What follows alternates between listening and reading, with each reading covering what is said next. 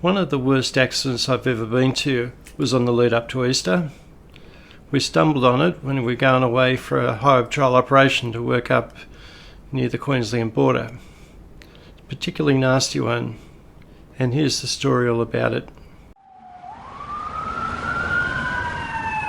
When I was in the District Highway Patrol, when it came to holiday periods like Easter, Christmas, the long weekends, lots of the time you got an opportunity to go and work away in places like Coffs Harbour, Lismore, Tweed Heads.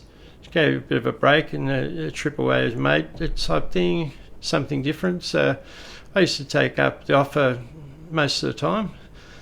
This particular time, the fellow I was working with, a fairly senior bloke, a really nice fellow, who's not with us anymore sadly, may he rest in peace.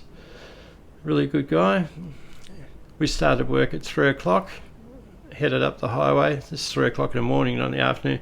3 o'clock in the morning, headed up the highway north on the M1, Pacific Highway. We've been driving for about an hour, so I suppose it was around 4 o'clock in the morning, the sun was sort of just starting to come up. And there was next to no traffic on the road. There's just a truck every now and then, and it's very dead. Anyway, we went around this corner and some just sort of grabbed the corner of my eye. And I thought, what was that back there? And I said to my offside, I said, I just want to do a U-turn and go back there. I think I saw some presents scattered all over the road. He said, yeah, no worries. Quickly flicked it around and away we went. And as we come around this bit of a bend, there was gifts on the road. And then when I looked to the side, there was a culvert and there was a car that had slid down this drain into this big concrete pipe that went underneath a driveway to a property, a rural property.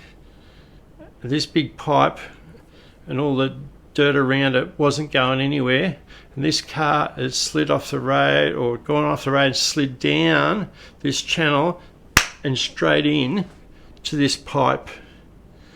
And holy dooly, what a mess. What a mess. I have never seen such horrific injuries. Just someone who's still alive. There's three ladies in the car, two in the front, one in the back, and they had what I thought was probably unsurvivable injuries, terrible injuries. And I'll never forget the scene and the sounds of the scene. It does play on my mind, this particular accident, a fair bit. It did at the time, still does. We managed to get an ambulance from there, the local paramedic, because it was a semi-rural type area. He was just one man attached to an ambulance station on a highway. Managed to get him there fairly quickly, and we gave him a hand to try and stabilise them as best we could. He got onto the Westpac rescue helicopter and got them up there fairly quickly, actually. I think they were in the air coming back from another job, and they managed to pick this job up while they're still in the air, so there was no downtime for having to spin the helicopter up and get it organised. It was already up there. And I do remember that for a fact, actually. So they got up there within about 20-25 minutes, which still is a heck of an amount of time when you're in a situation like that. Like 2 minutes is a long time.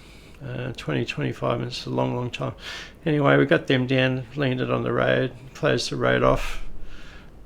They come down the embankment, they were working on the people frantically. I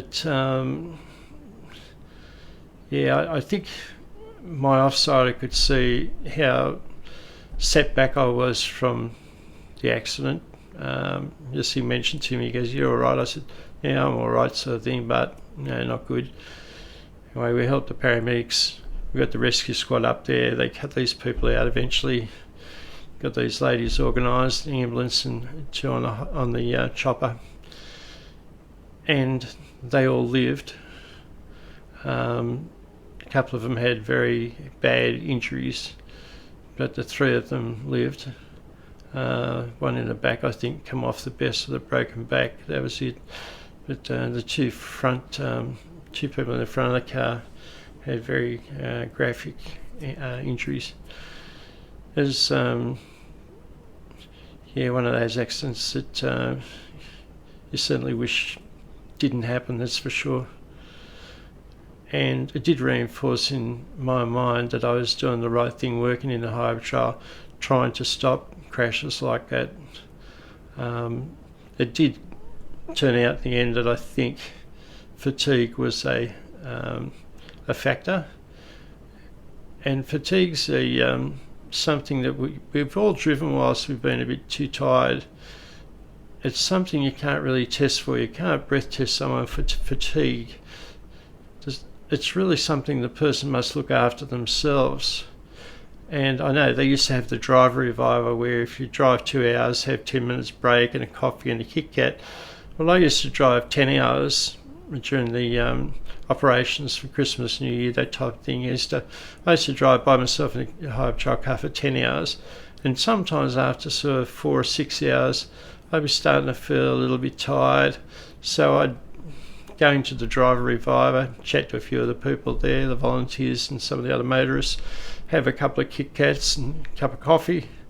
But then back in a highway patrol car, and 10 minutes later starting to feel a bit dazy again. So I used to pull off the side of the road and just park my car as if we were doing radar and have a bit of a rest, a bit of a 5-10 minutes sleep, which is what the commander had told us to do. There was no problem with doing that.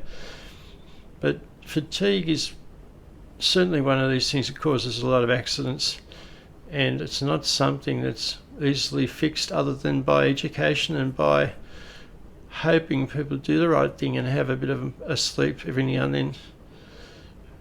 But that's one of the nastier accidents I've been to in the police, and it's certainly not something to celebrate. But take care, and thanks for watching.